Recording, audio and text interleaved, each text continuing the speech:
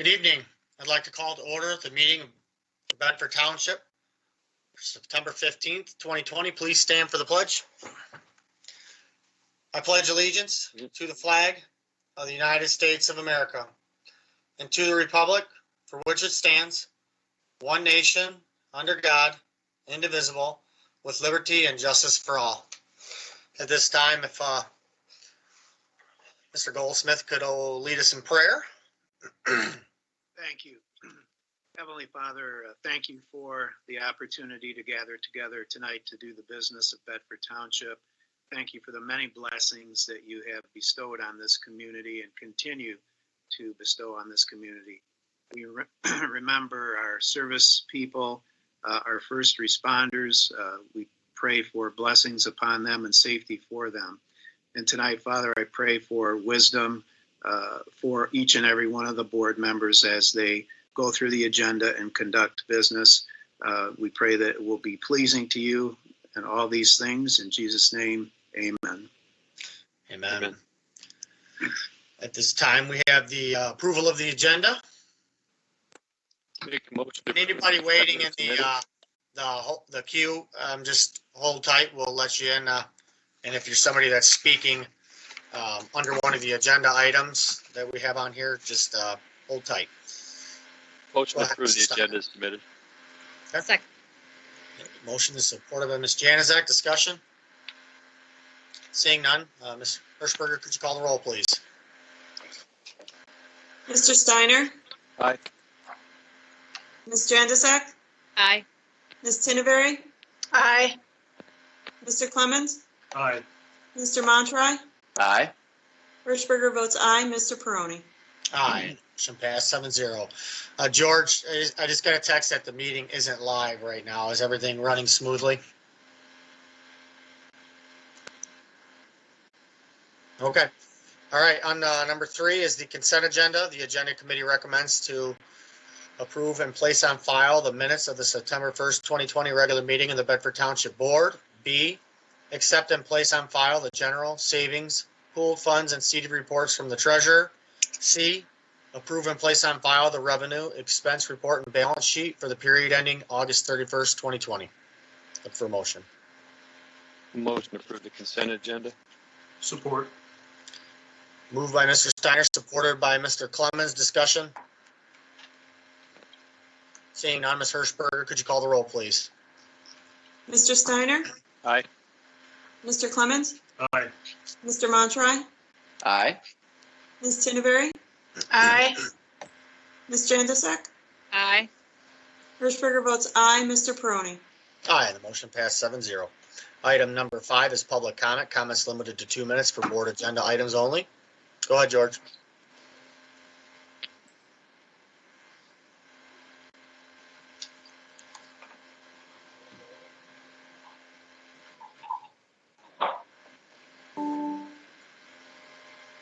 Go ahead with your name and address.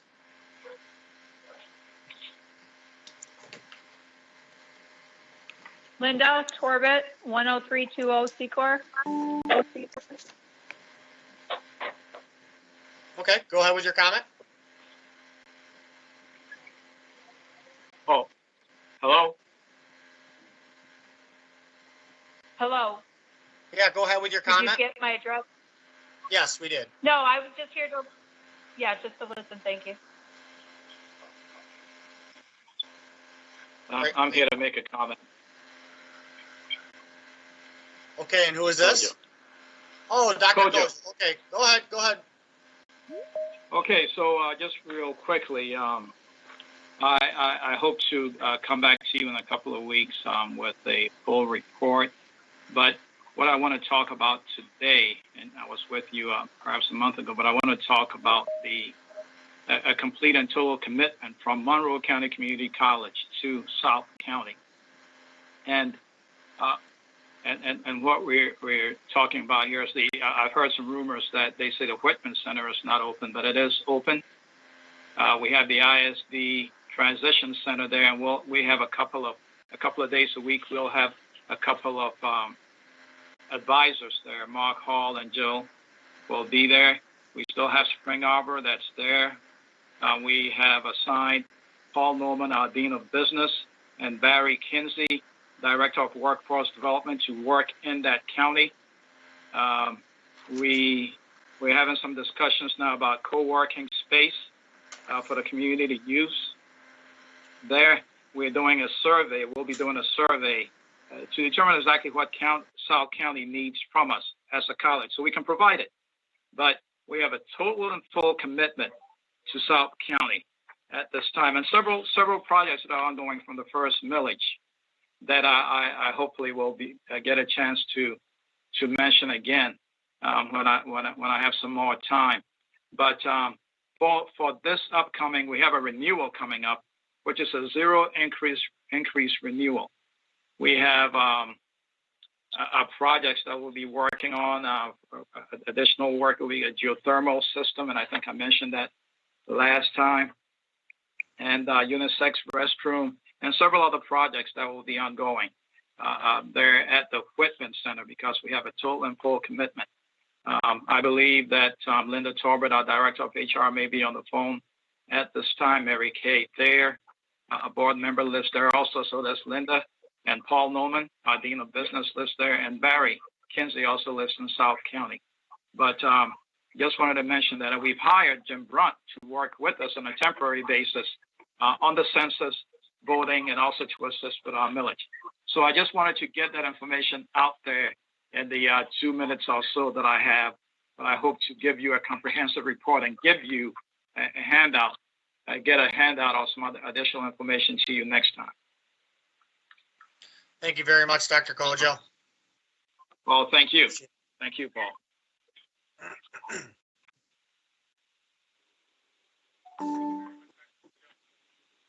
Go ahead with your name and address. Hi, Gail Kane, 1056 West Temperance. The items I wish to address tonight are the consideration of the opening.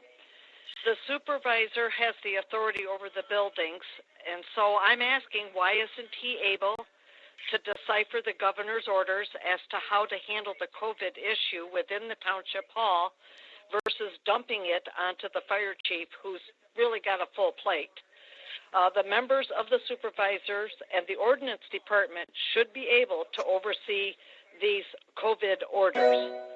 Another primary concern will be the extensive cleaning of all surfaces that come in contact with the public. And since we have the start of the school year, there seems to be a habit of using ISD students as a housekeeping service. I don't believe that we should do that this year. To me, to use these kids is negligible in this situation. I attended a township meeting. It was a committee meeting, and it was off grounds. There were 6 of us. Some didn't wear masks, and some did. There was no temperature taking. Mine was not taken. I signed no papers. I wasn't screened or asked any questions at all. And the thermometer that is supposed to be at the township hall was at this meeting. So I'm wondering how all this stuff is going to happen when you've got meetings off-site and on-site. In addition, in regards to 8B, and I've been on top of this with FOIA information, and you all know that. Folks, this is a lesson learned. All the issues and concerns relative to this particular issue is because this business was allowed by the supervisor, and don't you dare say I'm not telling the truth, to open before meeting final site plan approval. It's my understanding that he has authorized the payments to be made over this last year, despite the board's decision to not pay unless he was in compliance. My questions regarding all this were never confirmed at the last meeting that I spoke to this issue. I am not anti the Mulch King. However, it's been implied that I was the problem. It's not me. Not at all. All righty, that's it. I've got more for the 5 minutes. Thank you. Yeah, have a great night. Okay, George, any more callers? All right.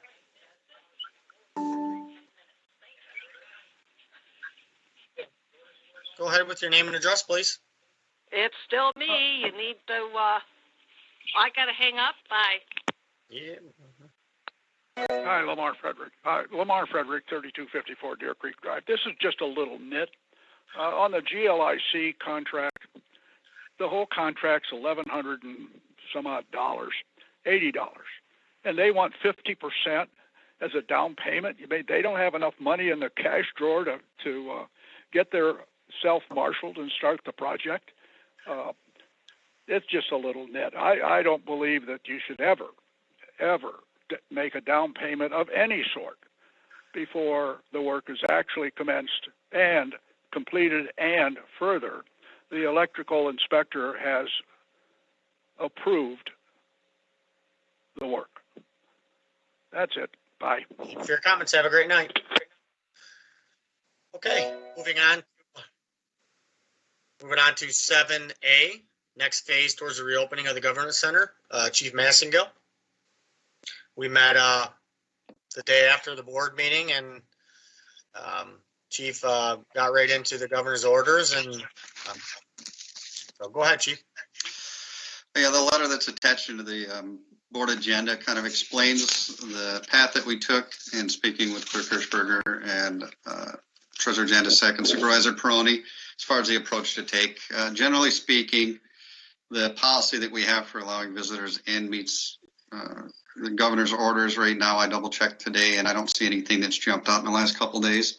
As far as allowing the public into the building, we did have come up with a couple recommendations with interest to the employees that are working in there and the visitors. Some enhancements that could be made, and they could be made with grant money that was given to us by the state that has to be returned if we don't use it for COVID-related expenses. So there should be no cost to us as taxpayers, at least locally cost us as taxpayers. Because my understanding is, and Treasurer Jandasek can kind of follow up on this, but my understanding is we have to send any funds we don't use for COVID-related expenses back to the state, meaning that we should take advantage of this, put the enhancements in that I've suggested in here, in my opinion, and move forward with a reopening plan if that's what the board's pleasure is tonight. Comments, questions for Chief? So one thing through all this, and I totally agree with him, we should open up. The only issue we're going to have is board meetings. As much as I want to have board meetings, Mr. Goldsmith has looked into this as well.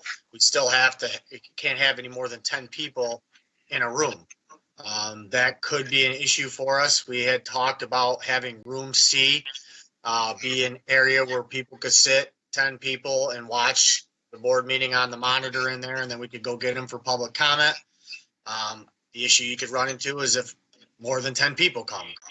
So, Mr. Goldsmith, if you want to expound, and I don't think there's much more than that, is the 10 person in a room issue.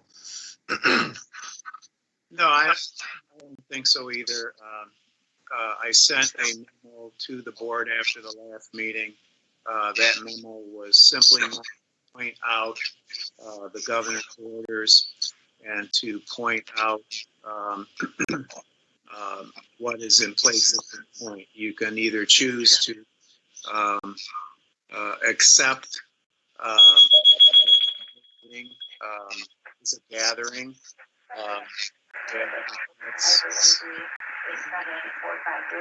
Can everybody mute their ends, please? Everybody mute their ends if they're not. If you accept that a board meeting is an event or a gathering, then the governor's executive orders state that it has to be limited to 10 people if it's indoors. If it's more than that, then it would not be permissible pursuant to the governor's executive orders.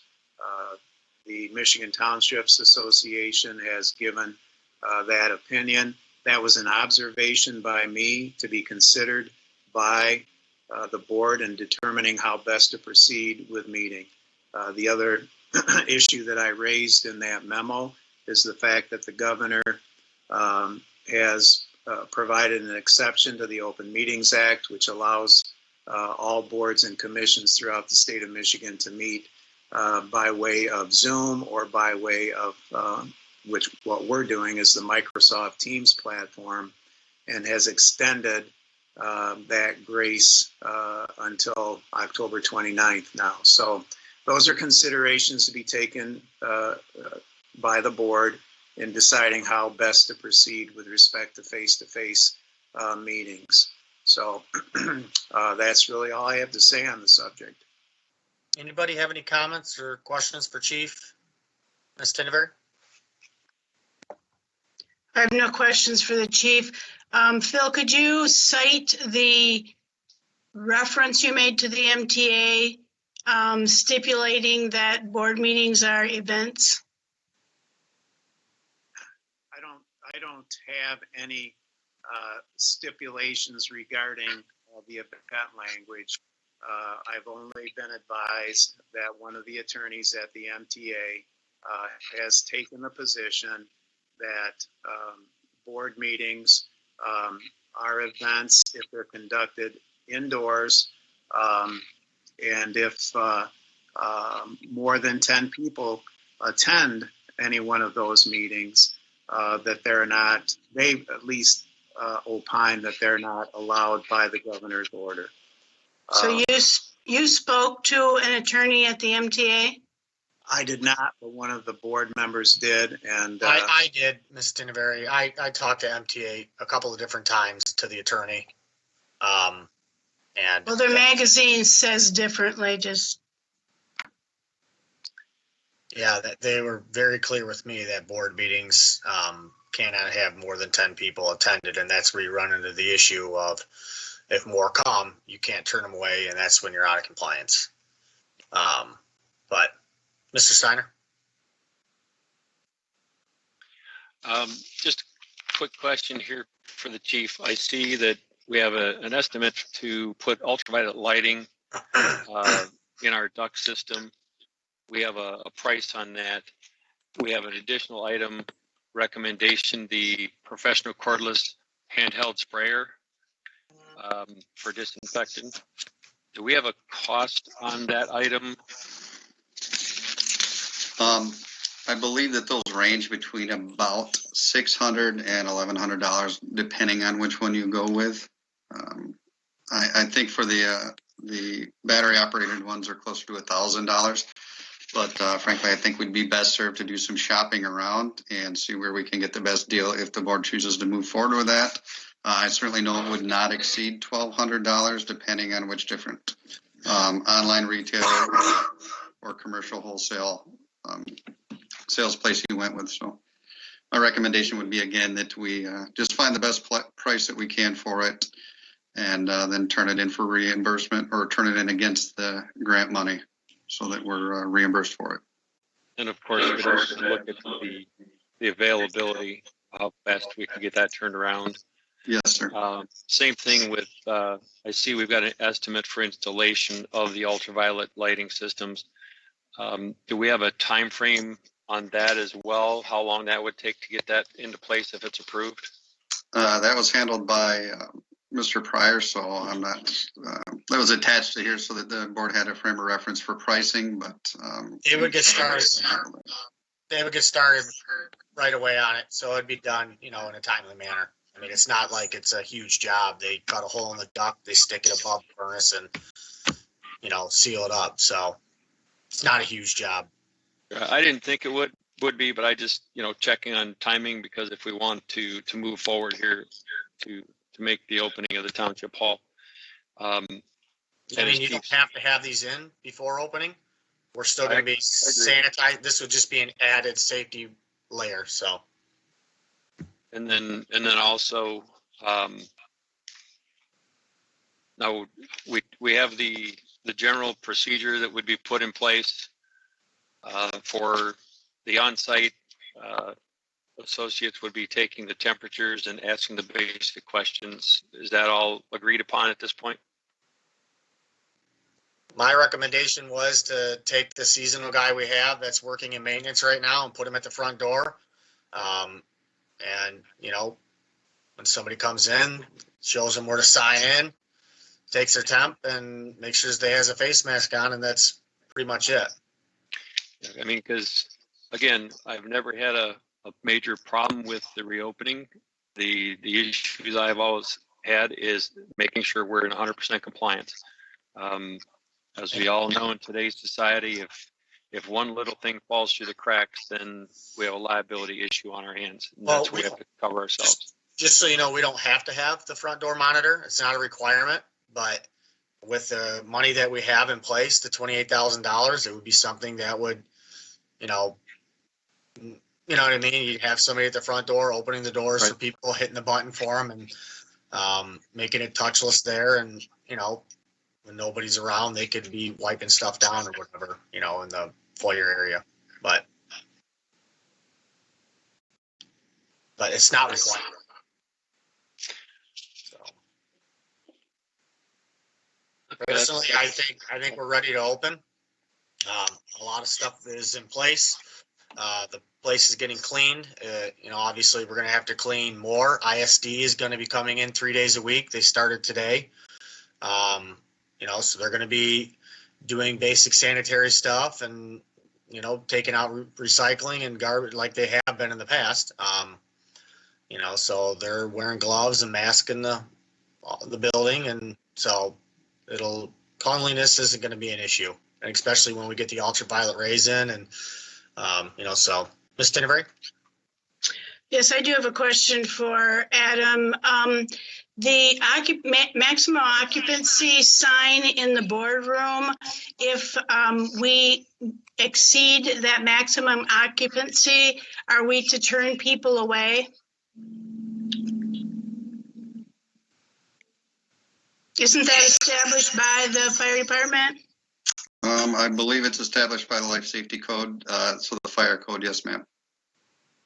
So the fire code. So if we get over that maximum, we have to turn people away, or you're allowed to just go over it?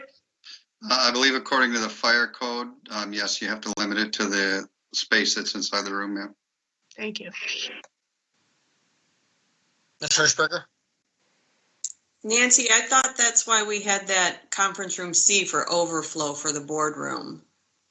That's why we had the TV installed so that people could watch it in there for overflow from the boardroom. Does anybody else remember that? Yes, Trudy, that is correct.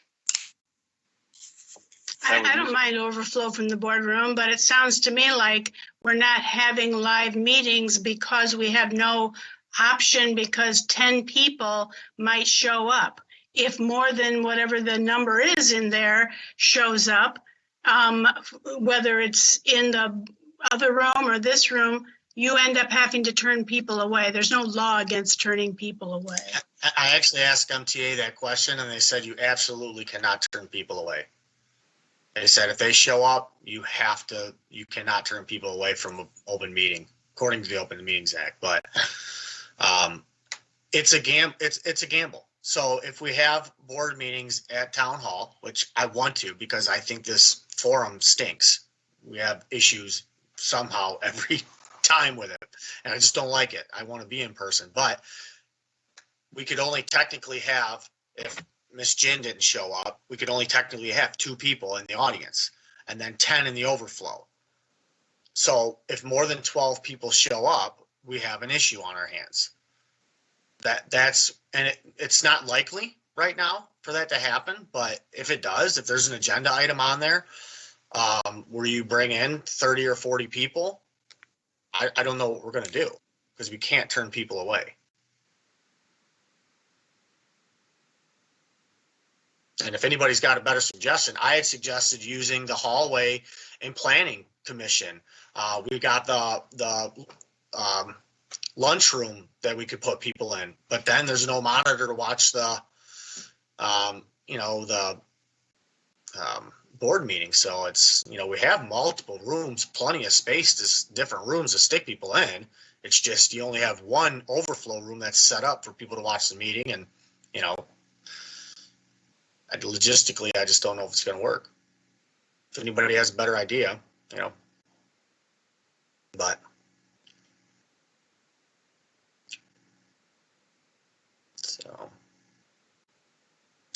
So,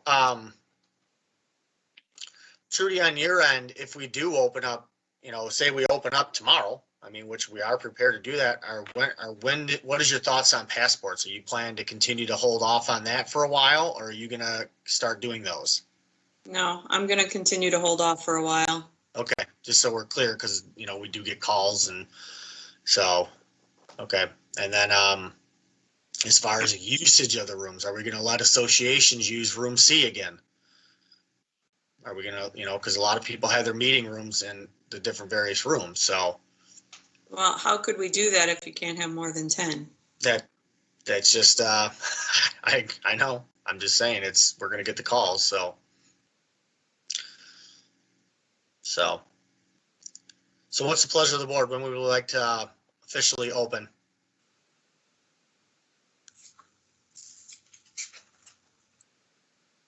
I'll make a motion that we put everything in place, and when everything in place that Chief put together, then we're okay to open. Chief, what's your thoughts? I mean, is there any other stuff to put into place? Generally speaking, the recommendations are to go above and beyond what's required by the orders, because we have the capacity to do that both for the employees and the residents in the building. So I don't think, as far as I can tell, that there's anything additionally that needs to be done, short of the board deciding which or if any of the enhancements that were recommended we're going to follow through with. So it's completely at the pleasure of the board at this point, I would think, sir. That's what I meant in my motion, is that we follow his recommendations, install these, get the sprayers and open. So that could be two plus weeks though, because I've got to find out for sure when Rawlings, do we have the okay to do this with Rawlings? To install these? Do we want to install these? So That's, Right. he gave us an estimate. no, I'm saying a time frame. I don't know a time frame. What if he calls me and says, yeah, we'll get to him in a week and a half. So now we're pushing the opening another week and a half to 2 weeks. Ordering the guns, they could back order 2 weeks. We have everything that we need right now to open up tomorrow. We don't have to have these ultraviolet things in place to open. We don't have to have those. We don't have to have the battery powered guns to open. We have the sprayers that we're utilizing right now. I'm saying we could have a motion to open up tomorrow. But Well, you Monday. just said we could install these lights within a couple days. He said as soon as possible, as soon as he can get to them. So, I mean, but what if we don't want it to be something that holds us up another week and a half. Is what I'm saying. I wouldn't let this hold us up.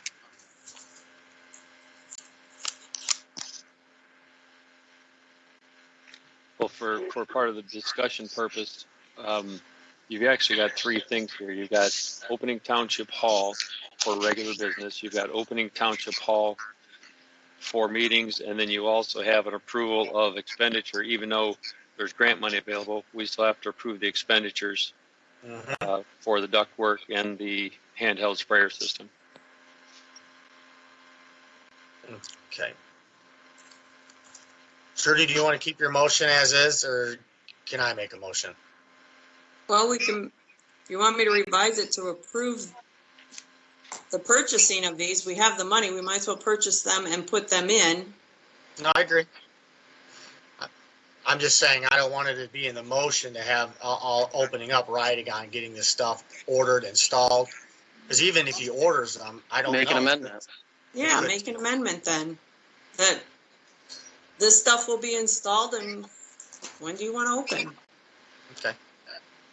Okay, so I'll support an amendment that we open tomorrow, and we will put an order in for all these items, the ultraviolet rays and the guns.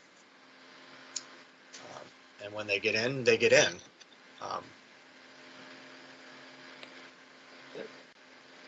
And could I make one additional suggestion to the motion? If you are going to open tomorrow, since it is from now till tomorrow morning, basically at 12 hours, should we maybe open 1 hour later and make sure that everybody is brought back up to speed on all the requirements, and also have a small training session with the person that's going to be at the door taking the temperatures. Yeah, that's fine. That's fine. I'm good with that. Can I offer one additional? Sure. Sorry to pile on, but that the wages which go to the person who will be monitoring the door and the purchase of the equipment comes from this relief money, and that we will not exceed that amount without bringing it back to the board first. Thank you. Accept. Thank you. Okay, I accept that as well. Any more discussion? Do we need, who needs Just to pick? for There's two options on these guns, right? Who's picking that? I think we let Chief look into it and make the best recommendation, and we'll go from there. And is Chief making the purchase then? It really, I'm sure. Well, I'm fine with that. I'm just asking so he knows if he's supposed to go, that we're doing that, and that he knows he's clear to just go pick one and buy it. The purchase will probably order from the township, so sure you'll make the purchase, or I'll make the purchase, and Chief would just recommend to us what to get. So, and then just so everybody knows, the person at the door will be Jeff King, the person that's in maintenance right now. So. Can't we at least get a personable person to be there? That's a joke. Yeah, they all probably don't know Jeff King like you do, though, Craig. He's a very good choice for being, if you're going to have somebody meeting and greeting people, I feel like Jeff King is probably a really good choice. He will bring a lot of joy. Okay, could you call the roll, please? Hirschberger votes aye. Mr. Peroni? Aye. Mr. Montry? Aye. Mr. Clemens? Aye. Mr. Steiner? Aye. Ms. Tinneberry? Aye. Ms. Jandisek? Aye. And then pass 7-0. So we need a separate motion, obviously, for the Rawlings bid, correct? Or we didn't do that all as one, so. I look for a motion to approve the bid for Rawlings to purchase the ultraviolet lights. Mr. Supervisor, I'll make the motion to approve the purchase through Rawlings Heating and Cooling of the 12 ultraviolet lights and the installation in the amount of $5,450 as presented. Support. Okay, motion is supported by Ms. Januzak. Discussion? And just real quick, before I could get the end in, she got her support in, I was going to say, and we must contact them immediately tomorrow and see how quickly we can get the installation completed. I'll send him a text tonight. Okay. Sorry about that. Okay. Okay, any more discussion? Could you call the roll, please, Ms. Hirschberger? Mr. Steiner? Aye. Ms. Jandisek? Aye. Ms. Tinneberry? Aye. Mr. Clemens? Aye. Mr. Montry? Aye. Hirschberger votes aye. Mr. Peroni? Aye, the motion passed 7-0. And the last item, I think we should make a motion to approve the purchase of the guns with a not to exceed $1,200. Chief, does that sound good? Yes, sir. I'm sure that's more than enough. Okay, I look for a motion. I'll make the motion again for the purchase of the professional cordless electrostatic hand sprayer for disinfecting, not to exceed $1,200, and also purchase the right unit based on the guidance of Chief Massengill. Okay, do I have a support? I'll Support. support. Okay, motion in support of Ms. Januzak. Discussion? Seeing none, could you call the roll, please, Ms. Hirschberger? Mr. Steiner? Aye. Ms. Jandisek? Aye. Mr. Montry? Aye. Ms. Tinneberry? Aye. Mr. Clemens? Aye. Hirschberger votes aye. Mr. Peroni? Aye, and the motion passed 7-0. Okay, moving on to item 8A, vouchers for payment. Ms. Hirschberger? I'd like to make a motion that the following vouchers be approved for payment. General Fund, $155,896.28. Fire District, $14,260.79. Police Fund, $2,308.52. Park Fund, $2,552.56. Fire Equipment, $15,853.53. Transit System Fund, $77.41. Library Fund, $8,335.91. Enchanted Forest Debt, $6,785. Barbara Lee, Harmony, etc., $4,175. Downtown Development Authority, $4,080.31. Sewer O&M Fund, $439,186.34. Trust and Agency Fund, $322, for a grand total of $654,233.65. I will support if we change the library fund to $8,735.91 instead of $300. Oh, sure. Okay, we have a motion and supported by Ms. Janaszek. Discussion? Okay, seeing none, could you call the roll, please, Ms. Hirschberger? Hirschberger votes aye. Ms. Janaszek? Aye. Ms. Tinneberry? Aye. Mr. Montry? Aye. Mr. Clements? Aye. Mr. Steiner? Aye. Mr. Peroni? Aye, the motion passed 7-0. Item 8B, determination on a submittal deadline date regarding Mulch King composting facility. George, is the caller on?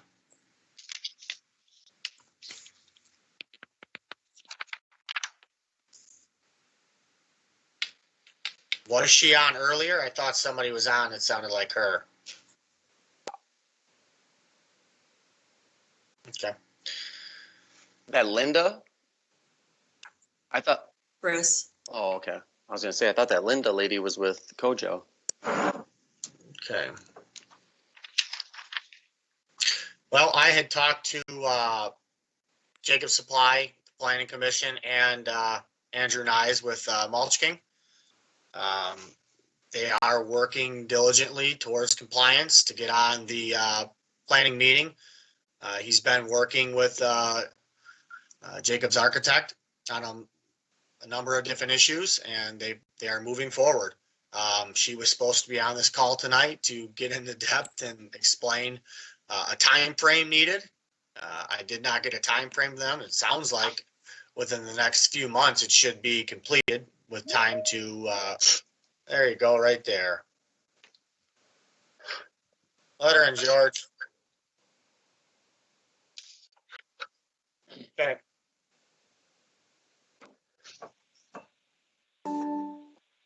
Hey, Chris. Hello? Hi. Sorry. Go ahead. I was just updating the board a little bit.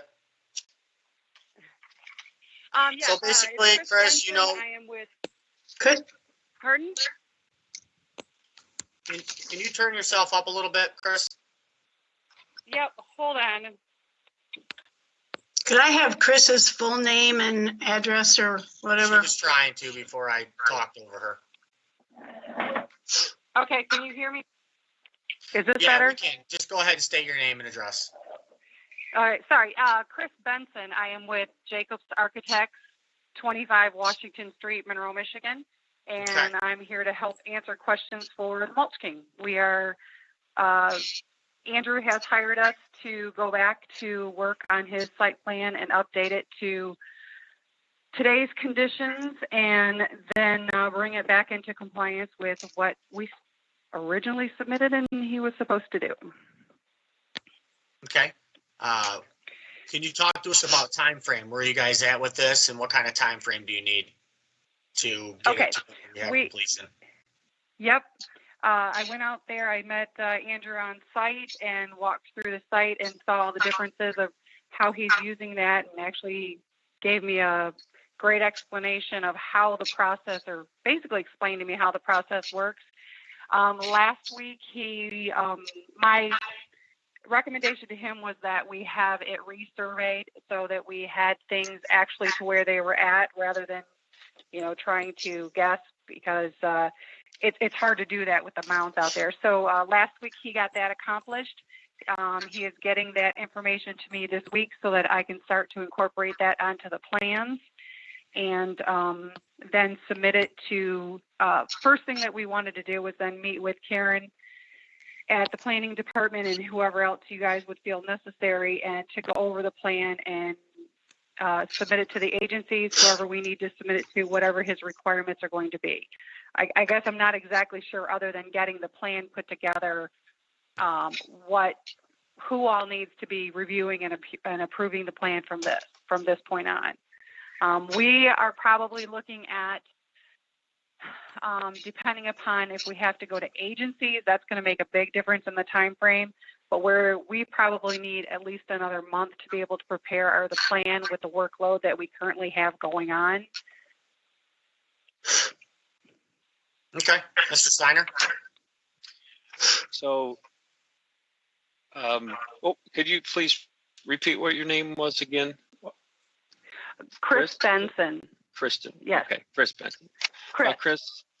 Yeah. So I have a whole litany of things that go back as far as September of 2017 when all this started. And one of the things from a September 27, 2017 board meeting, it clearly said where the planning commission states where the approval may be revoked after it finds that any of the requirements of the ordinance or conditions of approval are not being maintained. So that really starts the whole trigger. And I've got notes, and I'm just going to, instead of trying to read what I gleaned off of 15 pages, there's some basic notes from Township Board of October of 18, on October 2nd, October 16th. There was a planning commission November 20th with various notes. Actually, at the November 20th, 19 meeting, Ms. Tinbury asked if the planning commission had any authority. And the reply from planning, and this part I will read, it said, the use required special approval and the site has to comply with the site plan. The planning commission will work with the ordinance department to review the approved site plan and the stipulations of the approval as recorded in the minutes when special approval and site plan were approved. There were also variants granted by the Board of Zoning Appeals, and those were also to be reviewed. There was also to be contact made with the Monroe County Drain Commission regarding the drainage and the building department regarding permits of the building that was constructed without permits. Then I've got some more general notes from February 20th, April 21st, Township Board, July 7th, Township Board, etc. And the one note that came out of the July 7th Township Board, and this is probably the biggest note that we have, is the initial review comments from the township is working with the applicant and the applicant's architect to move towards compliance. And again, this was dated from 7/7 of 20. There were 7 bullet points listed: signage, asphalt parking area, tree line buffer removed from the east side of the property, landscape plan not in compliance, the berm on the south side of the property, selling of product not produced on site, areas of location for product, permitting process for the accessory building, and then any other items as determined by the planning commission as it continues to work through the process. So this has been going now for basically 3 years, and I almost sort of liken this to an issue we had a few years back with the motel over on Telegraph, that it was supposed to be brought into compliance numerous times, year over year, and then finally the township took full authority and control over that property. I don't want us to get into that situation. There's some vague language that says as soon as possible.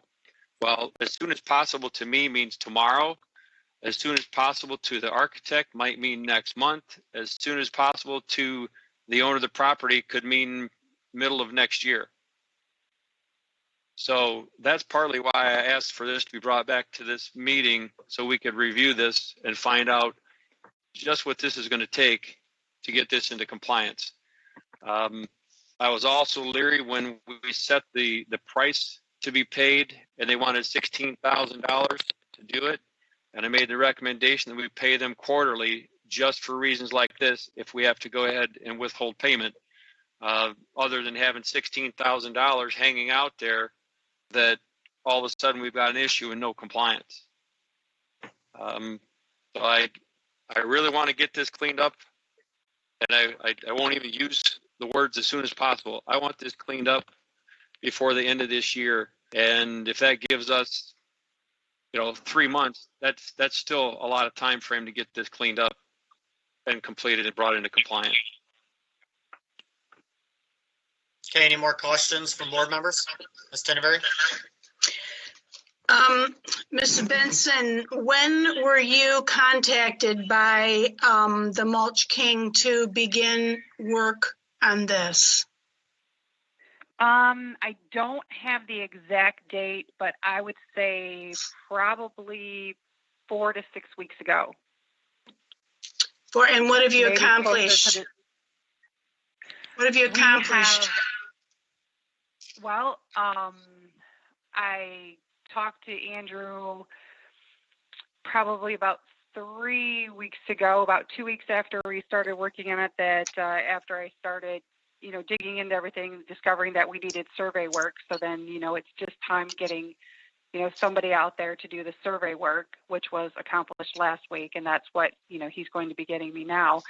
We have gone through the building itself and taken that to a structural engineer to discover what deficiencies that the building has. So we are putting that plan together of what additional work he will need to do to that building to bring it into compliance. So that's where we're at right now.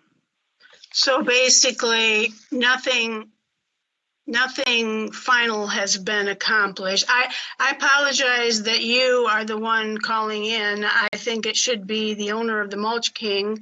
I don't hold you accountable for doing what it is he might be asking you or paying you to do. I'm totally in agreement with Rick that this has gone on way too long. I mean, that's even an understatement. It's unheard of. I think this is very poor governance on our part to allow this to go on this long.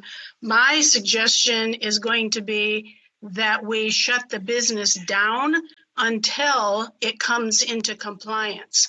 We have given this business many months, even maybe years, to do what he said he was going to do. And in April of this year, he signed an agreement that he would, the service provider's obligations, and none of those have come into compliance. It says to me that that if the government is going to fall down on our responsibility, then this business will take as long as they want to in order to not have to come into compliance. I'm not saying anything about your integrity, but I don't trust anything that since there's been several promises made, but now promises kept, I'm not voting for anything tonight except a total shutdown, total stop payment until everything is brought into compliance. Mr. Steiner? And I will basically, I think I can speak for the entire board. There's nobody on the board that does not wish a company to be able to thrive in Bedford Township and be successful in Bedford Township. That's not the point. The point is, if we have other businesses in the township that we enforce things upon, it doesn't look right if we don't enforce it upon this particular situation. Everybody should and deserves fair and equal treatment. And another thing too, just to top off Ms. Tinbury said about the April date. So approximately, or actually that April meeting did state within 60 days, it would be reviewed. And it came back to the board meeting then, because it was April 21st meeting, it came back to the township board meeting a little over the 60 days, which was the July 7th meeting. And the update on the Mulch King stated that they were having their site plan reviewed and will be meeting with the planning department within the next 2 weeks. Mr. Goldsmith commented that Mulch King was not compliant with their original final site plan approval, and planning and ordinance have been striving to obtain compliance. So our ordinance and planning sound like they've been working diligently to get this compliance. So again, Chris, this is definitely nothing against you. You were brought into the middle of this, and I applaud you for trying to help rectify the situation. But there's certain things that I just don't think it can be done quick enough at the point we stand right now. Hey, Chris, what kinds of things need to be brought into compliance out here? And I guess, and specifically, are they like what you said? We gotta bring in a surveyor. All right, well, I went out there. It's just things that aren't. It's not like you're working nonstop on these projects for 4 weeks straight. It's like, well, he can get out here in 3 weeks, so we're sitting on our hands for 3 weeks. Is correct? Yeah. In your estimation, is the project these kind of things where it's like it just takes a long time and he's making an honest effort, or is it like? Well, all I can tell you is from my involvement prior to this. I can't speak for it. Since he has engaged with us, he has been making an honest effort. He does call me. He does question, when things are. Let him know what he needs to get me information. And you're right. Once we need survey information, there's nothing I can do until I get that information. I mean, it would be work that I would probably have to redo because it wouldn't be correct until I know exactly where things are at. So that time which is typical of site work, whether this be an existing site that we're trying to bring into compliance or whether it be any site work. It just takes time because of needing information and how you get the information. Right now in the industry, everybody is swamped. So nobody, is willing to just drop everything and, do your project, do your work. So we're moving as fast as we can on our end. And like I said, Andrew has been in contact with me and does stay in contact with me. So since he has engaged with us, he seems to be wanting to move forward and doing what he needs to do. So I can tell you that much. The things that I think he probably could be moving on, but I don't know if you want him to do anything prior to getting through the site plan approval process again. I mean, that's kind of been my understanding of what my job is creating a site plan for what is out there and where he needs to move things to come back into compliance. And whether or not you want him to start doing that work prior to that site plan being approved, that's your decisions to make. Because, there probably are things he could do out there. He could be building the landscape berms out front. Right now he could be doing those things, but whether or not, it's supposed to happen before the site plan or not, I don't know. That's something that has to come from you guys.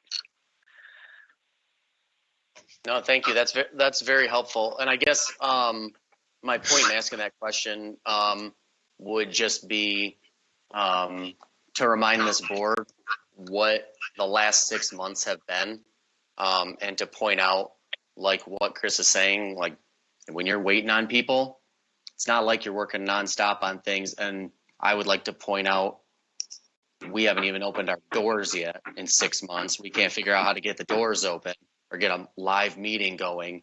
And I feel like we're holding someone else to a higher standard than we're holding ourselves. And that's not to be just letting a free for all. And that's why I'm kind of asking. And I guess I don't understand, like, that's why, what all he's having to do. Like, cause I think it's very, did I just get kicked out? Nope. No, you're here. Sorry, I don't know what just happened. But yeah, just to make that point, that are we being fair, and are we taking into consideration these last 6 months and people that are working, like what Chris said, like if you got people that are swamped and it's hard to get people, if the honest effort is being made, I wouldn't want us to be quick to make, which I know we've been being patient as well, but I just want to, I guess, make that point if I could.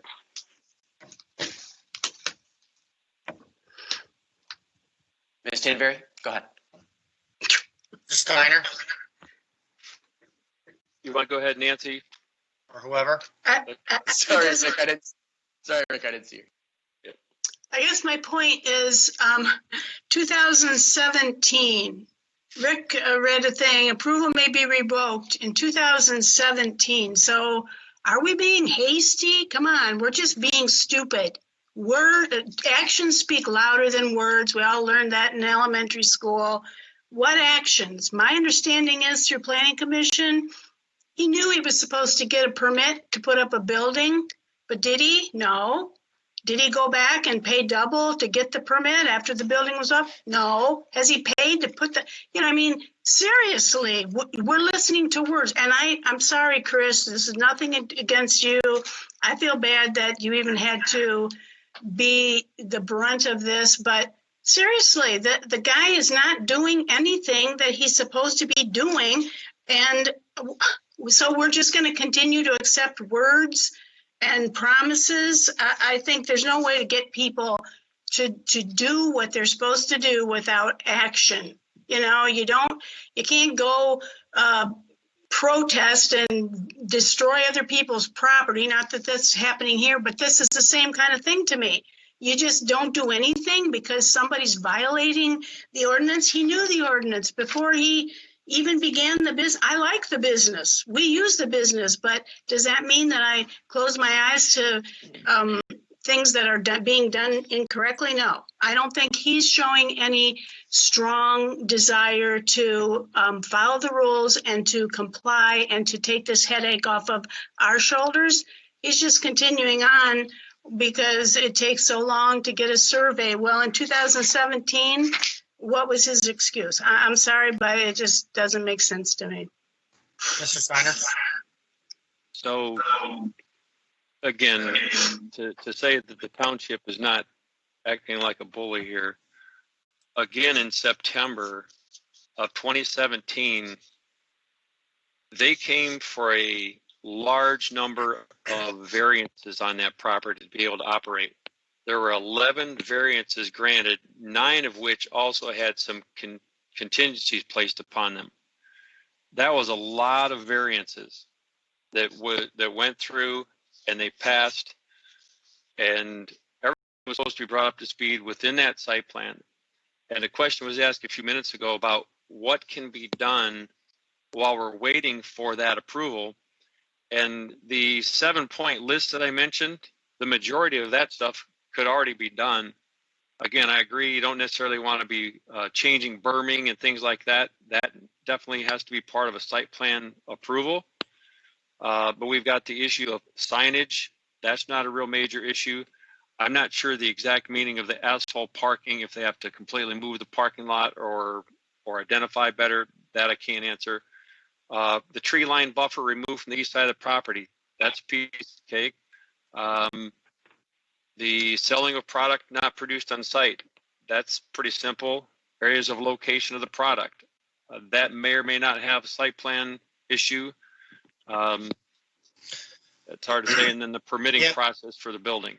Well, Mr. Steiner, if he's going before planning, before a new site plan approval to add these things that he's selling right now on site, you know what I mean? And he's going to be changing it, Chris just said, a month. You know what I mean? He's going to be removing it from site and then bringing it back. You know what I'm saying? It's what exactly is he selling? what's he selling on site that he's not supposed to be? To my knowledge, it's like a dyed color mulch. You know how you got the red and the black? Right. You know how they dye them with color? I believe that's what the product is. So does he send the mulch out after he has it to get dyed and then brought back? Or is he just bringing mulch in? That I do not exactly know how it does. I do know that it comes. I was actually there the day I was there, a truck brought in some red or brown or something, and it was being dumped. So I do know it was trucked in. If it's his taken off site and dyed and come back, I cannot answer that. Okay. To that. I have no idea. I mean, because that's a little closer to compliance if he actually mulches it, sends it out to treat it, come back for the resale. But I do want the board to keep in mind that burn season is in about starts October 1st. So if we, shut it down today, you're going to have a lot of confused residents of what to do because a lot of people dump their leaves there. So I would think, Ms. Hirschberger, do you know when the next payment's due? Do you have an idea? It was due September 1st. So we just paid. No, we didn't pay it. We didn't pay it. Okay, so there's your leverage right there. We talk to Andrew, we hold payment, make a motion, we give them the next 60 to 90 days, and we hold payment until it's brought into compliance. No penalty to the homeowners. That the homeowners aren't going to be required to spend any money on it. We hold payment. We let everything resume as normal. He continues to move forward, in a timely manner, getting it done as soon as possible. And it sounds like he is. He's moving as quick as he possibly can. Now, the tree line buffer, it's something he could do right now, but I wouldn't recommend having him take off red mulch, get red mulch out of there. And then if he's going to add that to his site plan approval, which I think he is, he would have to, then bring it right back in a month. Doesn't make sense, but whatever the pleasure of the board is. Mr. Terry? When you say withhold payment, are you saying withhold and not, since he wasn't in compliance, we didn't pay, he doesn't get that down the road? I would say we hold payment until he comes into compliance, period. So but to shut him down right now would crush the residents. Withhold payment mean he just lost out on a payment that he's not going to receive? No, we would make whole with him when he comes into compliance would be my suggestion. He's still giving a service to the residents. The board can do whatever they want, but I wouldn't suggest punishing him $4,000, Mr. Hirschberger. I have a question for Chris. Yes. The last thing I heard was that he was selling things like stone, snow blades, things that were not produced on his site. Is he continuing to do that? Because that definitely violates everything that he was allowed to do.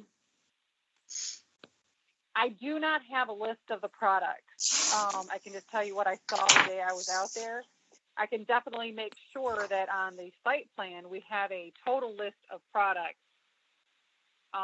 that he intends to sell or has sold when I, get to that point of turning in the site plan. But I did not see any of that on site. Okay, because we have an ordinance. We have an ordinance in place that he cannot sell anything that's not produced on site. Okay. Is that, is there a process he could go through if he wants to sell something else? And I'm just asking, I'm not saying he does. I'm just asking the question because we're in the conversation. I think, Trudy, you're saying aside from the site plan, the ordinance says he cannot. Correct. So I'm not sure if that's an ordinance, a variance he'd have to get or something. I guess, Phil, do you know? I was going to suggest to ask Phil, it could be a special use variance Mr. Goldsmith, are you out there? You're muted, Mr. Goldsmith. You're muted, Phil. Still muted. There you go. You're on now. Okay, all right. Must have muted automatically. This is a special use approval. That's the way the ordinance was drafted. In this particular zoning ordinance, composting operations are permitted by special use approval. That's what he applied for, and that's what he received. There are standards within that ordinance that must be complied with for that special use approval. And Trudy just mentioned one of those standards, and that is products that are not produced on site cannot be sold from that site. That's part of the ordinance. So that would be a use variance and I'd have to take a look at that. It's not a dimensional variance. It would be a use variance. And the Board of Zoning Appeals does not have the authority to grant use variances under our ordinance. So that would have to be examined. Many dimensional variances were already granted by the Board of Zoning Appeals that deviated from the ordinance that was drafted, that we drafted, and that was adopted by the township. So that could be a problem. So I guess I don't understand. There was a site plan that was approved by the Planning Commission, and he is not in compliance with that site plan. It almost sounds like we're now trying to draft or create a new site plan that fits what he's been doing, which has been in violation of the site plan that was approved by the Planning Commission.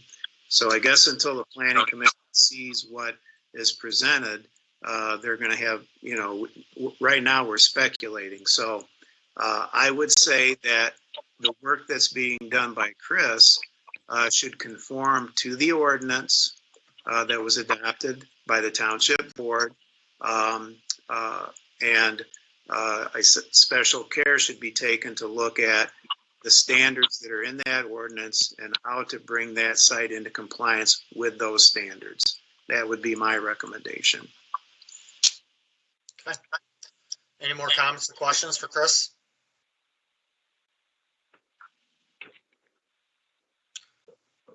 Okay. So I just would say that, I can have a meeting and let Andrew know what the board's going to be doing. We're going to be holding payment till he becomes into compliance. I think the board should do what Mr. Steiner said. Either way, after November, the end of November, he's closed for 3 months anyways. So if we give him the next 2 months, Paul, I was going to bring that up. Is it the end of November or December 15th? Because I know way back when he first got his approvals, it was through December 15th of that year. He could stay. Yeah, it possibly is, but I'm saying burn season goes to the end of November. So okay. He closes pretty quick after that. He might stay open for, I'm not exactly sure the date. It sounds like, yes, you're right, December 15th. But then after that, he closes for 2 or 3 months. Because our contract's with him for only 9 months. So yeah. So, Ms. Stenberg? The letter from the planning department asks for, the planning department is requesting a determination from the township board on a submittal deadline date. Submittal deadline date, so that the planning department can move forward in determining what procedures may be required. Blah, blah, blah. We're not going to have a motion on this because I don't trust that this gentleman will abide by anything without a direct motion from the board that we can refer to at some point in the future. I would I would concur with that. I think you should have a motion. I think you should, our planning department's in limbo. They've requested your help to give a date by which compliance should be achieved. We should help them out and provide that to them. Let's get a motion on the floor with a date and an action. Let's do it. So my question there was what's the second meeting of the month in October? That probably puts us around the 13th, 14th, maybe. Let me pull up a calendar here and see real quick. Second meeting in October is the 20th. The 20th? Okay, so I'll go ahead and make that motion to help the planning commission out here. The determination that the site plan approvals must be submitted to the planning commission in time to make the October, would you say 20 what again, Mr. Clement? 20th. To make the October 20th meeting to resolve all issues in regard to site plan noncompliance. Otherwise, if they cannot meet that, the operations will cease until brought into compliance.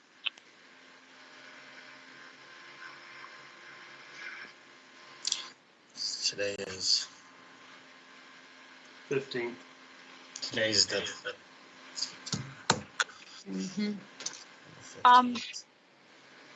Paul, may I jump in here? Yeah, go ahead.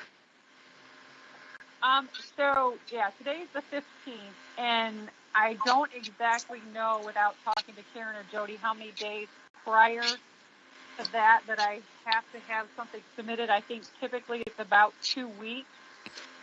I'm not sure. It always depends on what we're submitting for. So that would cut my time frame down to possibly the next 2 weeks of getting something done and then getting it submitted. And I'd probably about 3 weeks. I guess if possible, could I ask for the deadline date to be the first board meeting of November? Can I? We're not talking about the planning commission, and I was going to correct. Oh, Rick's. I'm sorry, the board. Well, the board doesn't require 2 weeks in advance. This is not going to the. This doesn't go to the planning commission at this point. That's just the planning department needs to know, and that's the motion should read planning department instead of planning commission. The planning department needs to know so that they can move forward in determining what procedure may be required should any approval as of an amended site plan include the need for variances. So it's not going to the planning commission, it's going to the township board. Okay, so are you, I guess so that I'm clear, are you saying that I need to have the site plan submitted to the planning department by October 20th? Is that what you're asking? I would say so. If it's submitted on the 20th, we won't have it for the agenda that night, just so everyone's aware. I would need it by October 14th for that agenda. Couldn't we add it that night if she got it by the 20th? Yeah. We could, but is that going to give the planning commission time to say that everything's in place? It's the planning department, not the commission. I know. Planning department enough time to say that everything's in place.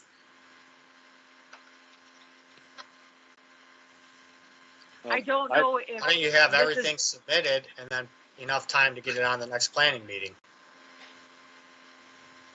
Everything's submitted. I'm just raising the question so that we don't get to the meeting. I mean, you can't. I mean, everything could be submitted by the 20th, and then the planning department can review it and place it on the next meeting for the planning commission. And Phil, if there's so many changes, doesn't the planning commission have to approve it? That's what I thought. Planning commission, am I on? Yeah. Okay. Yes. The planning commission does have to approve the site plan. I know. we're talking a couple of different things here, okay? The planning department wants to know when they will have the site plan in front of them. So we need to, I think the motion should contain a date. The site plan will be for all information necessary to show that the property owner is in compliance with the site plan, or in what particular they're requesting that the site plan be amended. That should be to the planning department by a date certain. Okay, that's point one. Point two. That's the October 20th that Nancy brought up. Okay, that's where the confusion was, because I wasn't talking about a township board meeting on the 20th. I was talking about the second planning meeting, because I thought it had to go for the site plan review and approval at the planning commission. Yeah, but that's not enough time, October 20th, to get everything to the planning department and get it on the board agenda. Nancy's saying, Phil's saying, the first step is get it to the planning department October 20th.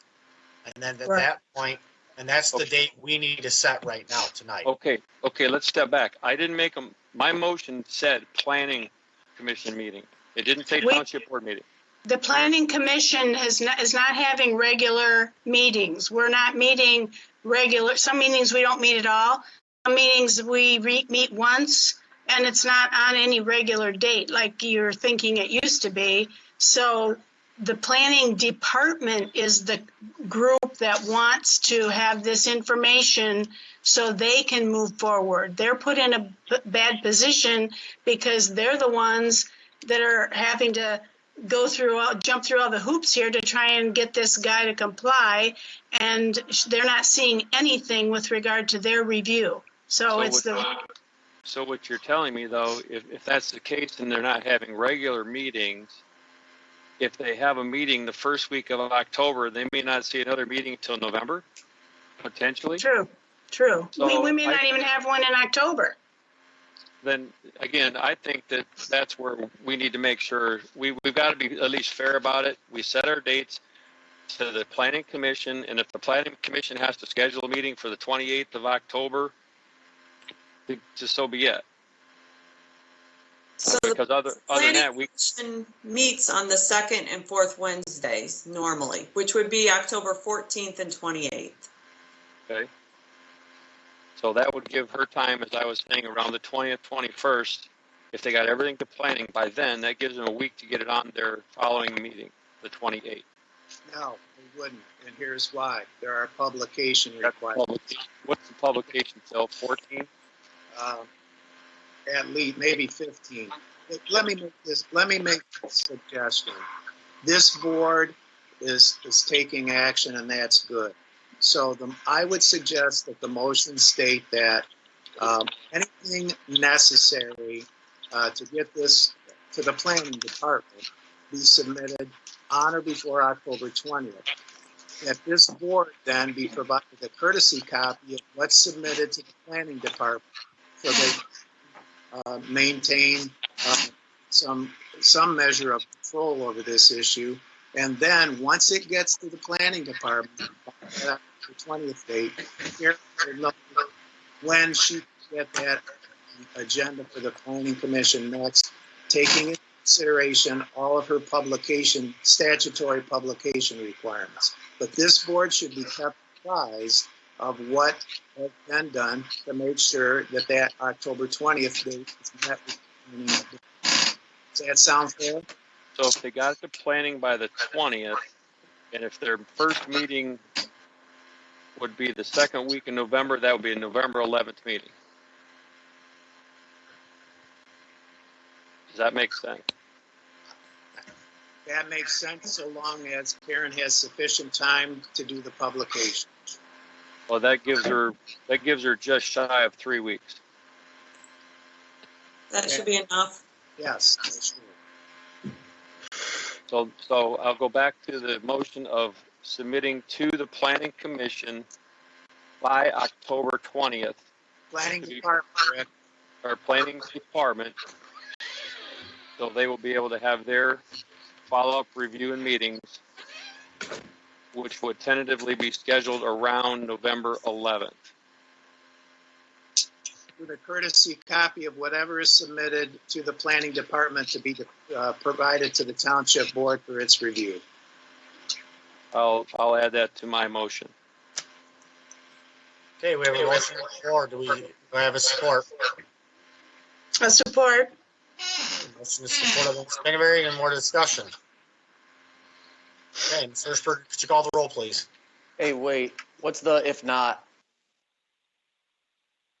Or the end of my motion said that if not, the operations will cease. Okay. Okay, and what about payment? Their payments withheld at that, from right now, You it's should make withheld. it part of you should make it part of your motion, though. That Okay. payment will be held until. Then let's make that a friendly amendment. I'll accept. Okay. Yes. Could you call the roll, please? Mr. Steiner, Aye. Ms. Tinneberry, Aye. Mr. Clemens, Aye, only because I don't want it to negatively impact our neighbors. Mr. Montry, Aye. Ms. Jandisek, Aye. Hirschberger votes aye, Mr. Peroni. Aye, and motion passed 7-0.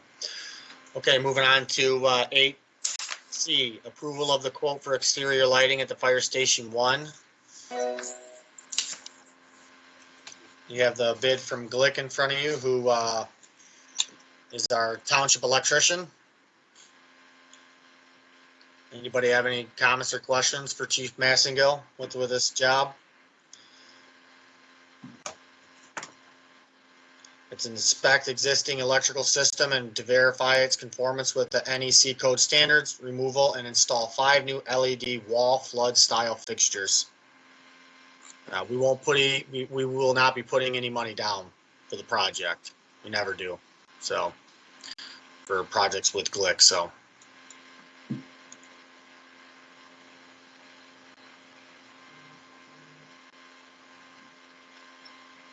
Anybody have any comments or questions?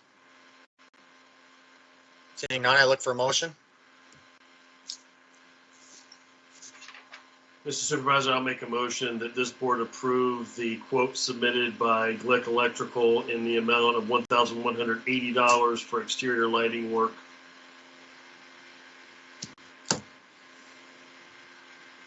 I'll support, provided that, just the payment terms, I know Mr. Peroni said that, but just the fact that it's in the quote, provided that there is nothing down, balance would be due at time of completion. Okay, we have a motion and support by Mr. Montry. Discussion? Seeing none, could you call the roll, please, Ms. Hirschberger? Mr. Clemens, Aye. Mr. Montry, Aye. Mr. Steiner. I'm sorry, Mr. Steiner, did you say aye? You're muted. I saw you're muted, Mr. Steiner, but he said aye. Yes, I did. Sorry. I read his lips. Ms. Tinneberry, Aye. Ms. Jandisek, Aye. Hirschberger votes aye, Mr. Peroni. Aye, and the motion passed 7-0. Item 10, comments from item 9, comments from the public. Comments limited to 5 minutes.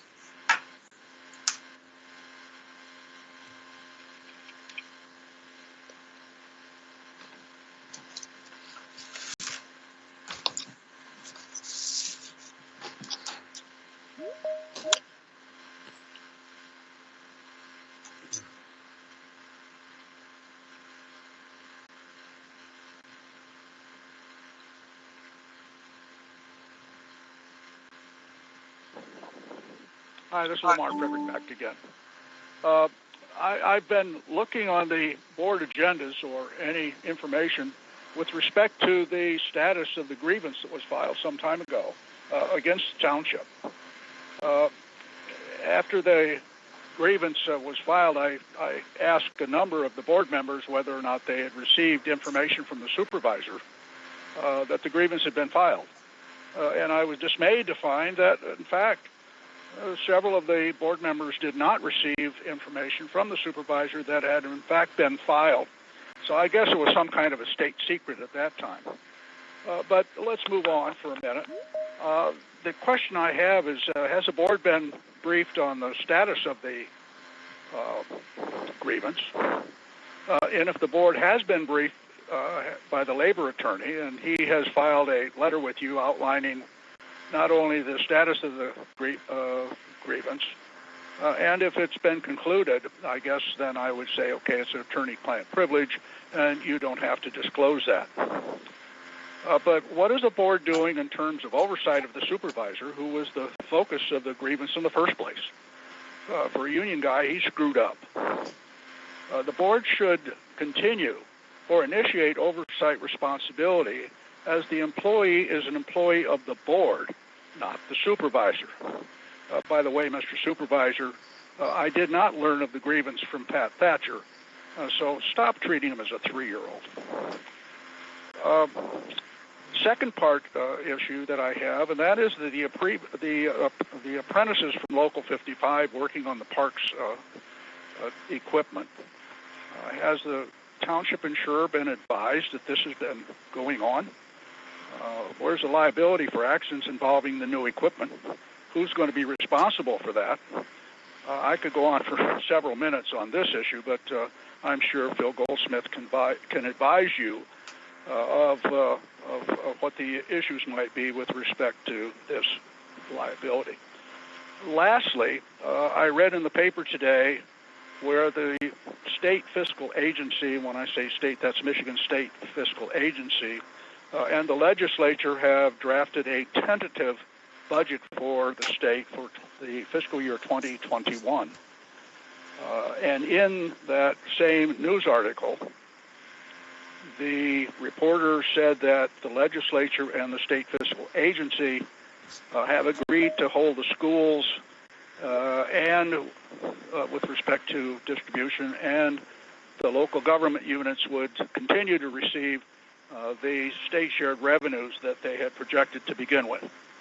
Now, that doesn't mean in the end that the township board should start spending money like a drunken sailor, because we don't know what's going to happen this fall with COVID-19 and whether or not there will be a continuation of the past issues, that is a shutdown of the state, if the COVID-19 gets out of control again. So while the good news is that it would appear that the revenue sharing flow as projected by the state fiscal agency might well be the number that is projected, that is 2.9 million. Do not go off and spend money like a drunken sailor, because you may pay for it later. I've always suggested that the township board be wise and make sure that they understand how much money they have, that they appropriate the money before the work commences so that they understand how much money they have left. That will be the end of my conversation today. Thank you for your comments, Lamar. Have a great night. Next caller.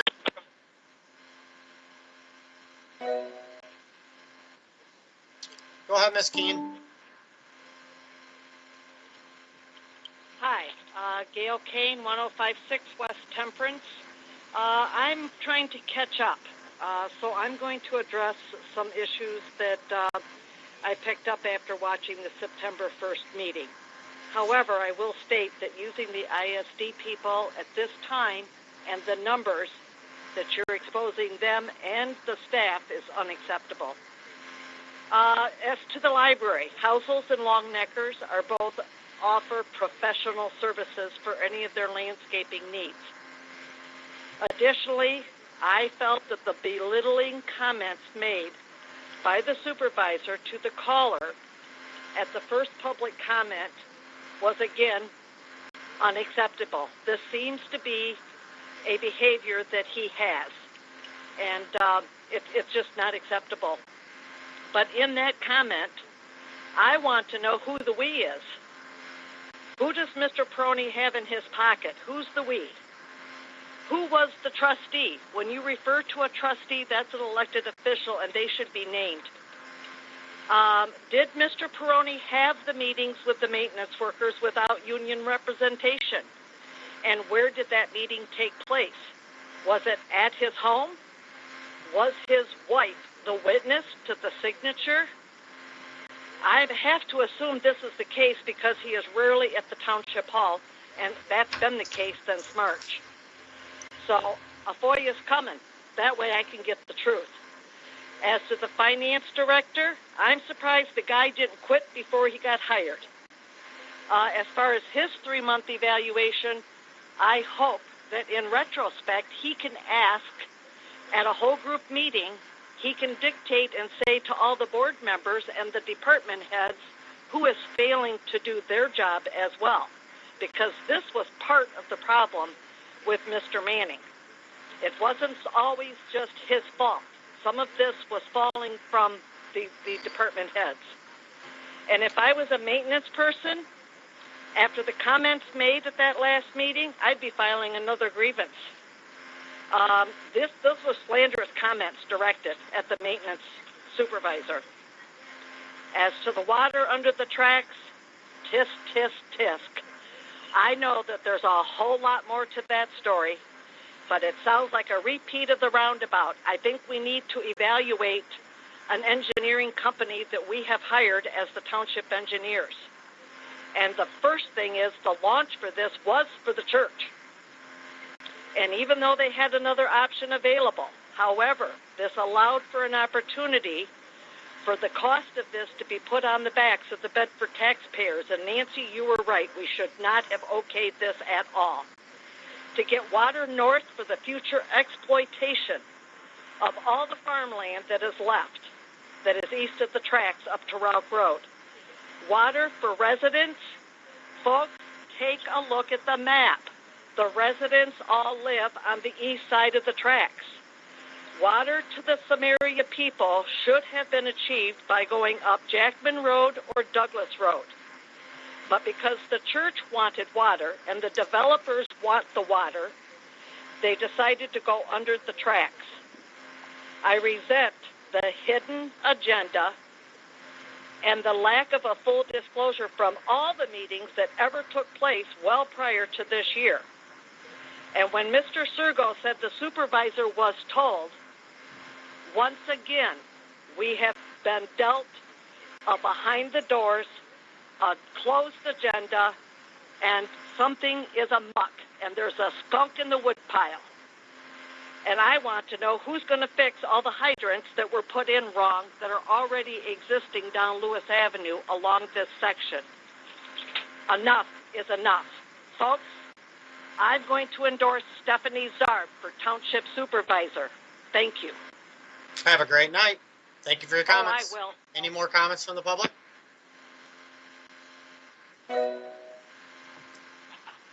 Hello, state your name and address and give us your comment. Hi, this is Brian Treese, 7247 Twin Canyon Drive, and thank you for your time tonight. There was much discussion about the sheriff department contract in the past months, but I haven't heard anything in a while. Could you give us an update? Could the supervisor give us an update tonight on how that's going during his comment time? Thank you. Thank you for your comments. Have a great night. Okay, comments from board members. Ms. Tinevery? No comment from Ms. Tinevery. Mr. Montry? Yeah, one thing I just wanted to say how impressed I've been with the assessing department as of late. I feel like Chrissy's doing a great job, just being on top of everything and doing, I think, an amazing job just with the communication. I appreciate it, and I think that this board made a really good decision putting her in that role, and I think she should be commended for it. Okay, thank you. Mr. Steiner? I originally had no comment tonight, but I do want to just reiterate one thing that one of the things when we hired our new finance manager and requested a 3-month review, it's also for him to give his feedback, as I stated at our meeting last time, that I want it to be a two-way street. If he's lacking, that gives us the opportunity to give him proper feedback prior to waiting 6 months, and if we find any deficiencies, we will have notified him 3 months in advance. And I also said that we would like him to give us the input of things that we may be lacking at. So I think it was very clear between myself, Ms. Jandisek, and Ms. Hirschberger when we hired Mr. Miller, that we wanted his feedback for sure, absolutely, 100%. And I think it's only fair, being that he's coming into the type of role that he's coming into.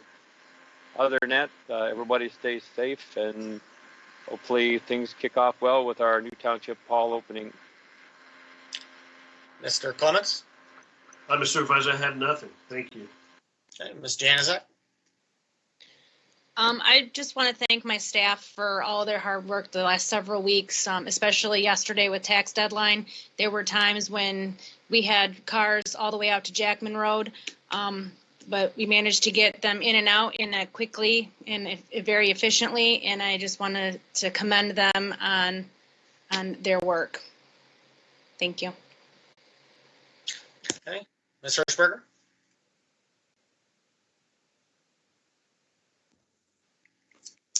I just want to remind everyone out there that if you'd like to vote absentee, there is still time to get an application. Also remind the residents that there are still many different applications going out from different political organizations. They are not coming from the township. So if you get more than one, just know that if you did not request one from the township, that we did not mail you one. It's probably one of these other organizations. Unfortunately, we're getting a lot of these applications back in doubles and triplicates of voters who have already submitted one. And then some other angry notes from people thinking that these are coming from the township and we're wasting their tax dollars sending these out. We're not the ones sending them. The political parties are. So rest assured, we are not wasting taxpayers' dollars by sending applications to people who do not want them. The polls will be open. All precincts will be open. They will be marked with a 6 feet distancing, but they will all be open for those who would like to vote at the polls. And last, we've been getting a lot of phone calls about ballots. We do not have the ballots yet. We hope to get them by the end of next week. We hope to have them out we hope that everyone will have one by mid-October at the very latest. But as of today, we do not have ballots. That's all. Okay. Does anybody on here know what Mr. Treese is talking about with the sheriff's contract discussion in the last month? Because I'm really not sure what he's talking about, but if somebody does. No? Okay. Sorry, Mr. Treese, not sure what you're talking about. You can give me a call tomorrow if you'd like. My number is 734-224-7321. On a positive note, the good thing is, Mr. Frederick, you bring up dollars. This board over the last 3-4 months has cut out roughly $860,000 out of the budget. And of the $400,000 that was budgeted for roads, we're only spending about $160 to $180. So this board is looking at a roughly $1 million cut out of the budget for this year. So we're sitting very well. As far as a budget meeting, we do need to sit down and have a budget meeting in the next few weeks because there is some tweaks that need to be made. Nothing major, not a drunken board, just minor movements. But we do need to set a date, so I'll shoot out an email tomorrow morning. If any of the callers ever have any questions, please give me a call. So much misinformation out there. Just give us a call. It takes 5 seconds and we can usually clear up a lot of the misinformation. Then you can call and say, hey, I talked to the township supervisor and here's what he said. And so ISD did start today.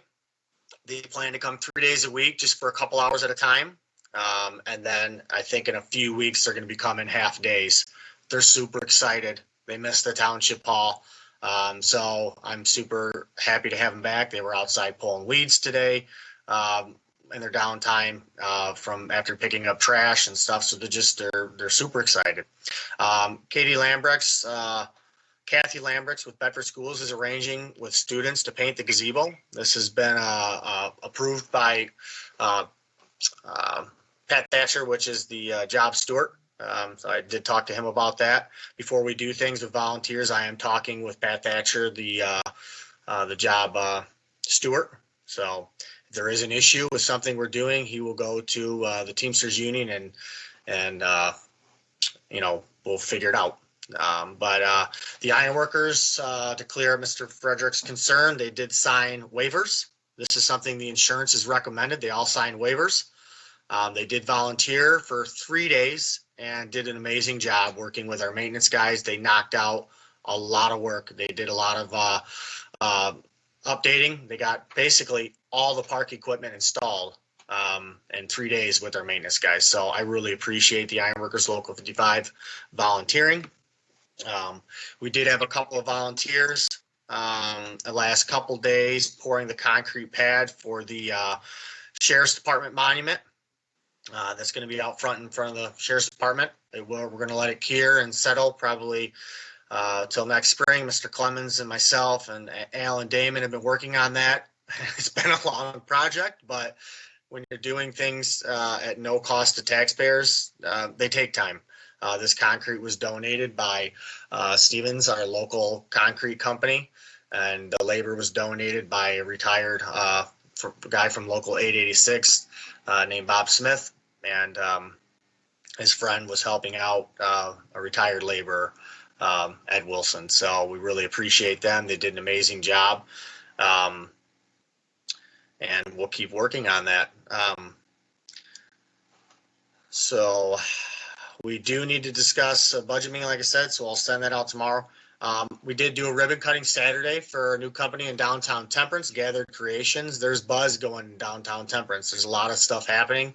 Super excited. I truly believe that the work this board had approved with the grant funding and really beautifying downtown Temperance, we got people excited. People are doing some new things to their facades. Food Town is doing an all new facade. You've got Gathered Creations, Sunoco's redoing their building.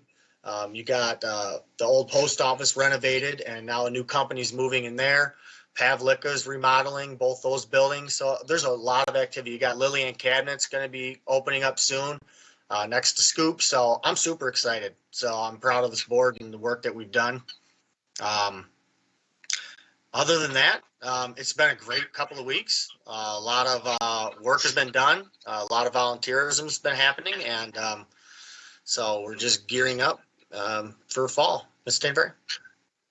Yeah, I don't have any comments, but a question came to mind for you and Phil, since you've talked to the MTA.